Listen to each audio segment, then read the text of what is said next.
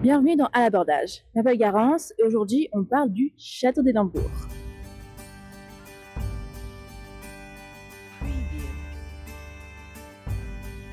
Bienvenue dans cette série où on explore l'histoire de lieux emblématiques. Aujourd'hui, nous sommes en Écosse, à Édimbourg. Et dans la famille des monuments historiques d'Édimbourg, je demande le château. Construit sur un rocher volcanique, le château surplombe la ville. On peut le voir d'ici et surtout d'ici. Si l'emplacement est utilisé depuis l'âge de bronze, le château n'apparaît que bien plus tard. On y fait allusion pour la première fois dans un texte de Jean de Fordun au XIVe siècle, alors qu'on parle du roi Malcolm III, plus précisément de sa mort en 1093. Mais c'est son fils David Ier qui fait de grands travaux. En 1153, il fait ajouter la chapelle Sainte-Marguerite dédiée à sa mère.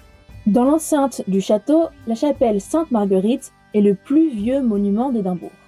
Nommé en l'honneur de la reine Margaret, femme du roi Malcolm III, c'est le seul bâtiment qui n'est pas brûlé par Robert Bruce. Le roi écossais a en effet pris l'habitude de brûler les châteaux de son royaume pour que les Anglais ne les reprennent pas. Mais il n'a pas osé brûler la chapelle et c'est heureux pour nous.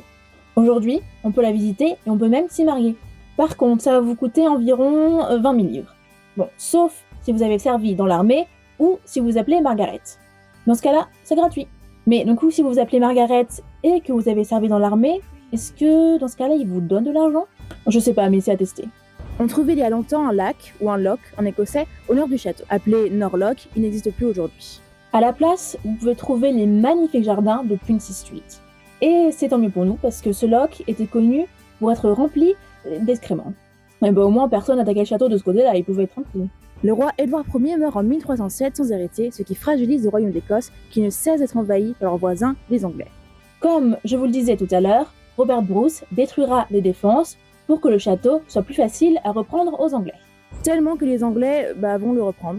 Mais en 1341, William de Glace remporte la victoire et le château est de nouveau écossais. David II y fera de nouveaux travaux pour le reconstruire, mais le château se transforme rapidement en entrepôt. Jacques IV construit ensuite le palais de Holyrood. Une longue rue sépare le château et le palais, mais on en parlera dans un autre épisode. Le palais est encore aujourd'hui la résidence des souverains. Quand Charles III est à Édimbourg, c'est d'ici qu'il fait dodo, comme ses ancêtres avant lui. Et heureusement, car au XVIe siècle, le château est bombardé par les troupes d'Élisabeth Ier, qui cherchent à attraper sa cousine Mary Stuart. À l'entrée du château, vous pouvez voir sa devise « Nemo me impune lacessit », qui signifie « Nul ne m'offense impunément ». Ils rigolent pas les Écossais.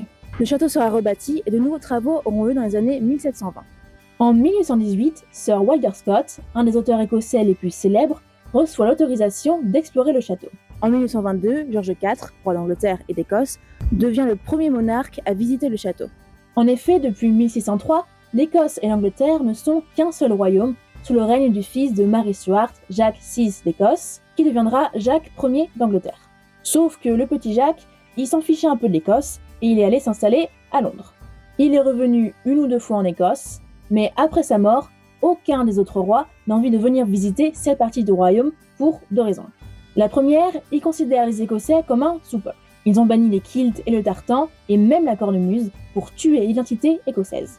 Et la deuxième, les Écossais ils les aiment pas, de toute façon, donc Mais l'auteur Walter Scott ranime le patriotisme écossais avec ses romans, et le roi les aime tellement que quand Sir Walter Scott l'invite à Édimbourg, il ne dit pas non. George IV est surpris de ne voir personne en kilt et jouer de la cornemuse parce que c'était l'image qui s'était faite des Écossais. Walter Scott lui dit que ses ancêtres les ont rendus illégaux, alors George les remet au goût du jour. Il porte lui-même un kilt, sauf qu'il le porte un peu trop court. Ce qui fait qu'on voit un peu les bijoux de la couronne, quoi. Mais le peuple écossais n'est pas mécontent de pouvoir se moquer un petit peu du roi anglais. Aujourd'hui, le château est toujours le lieu d'une cérémonie qui a lieu tous les jours à 13h, celle du tiré de canon.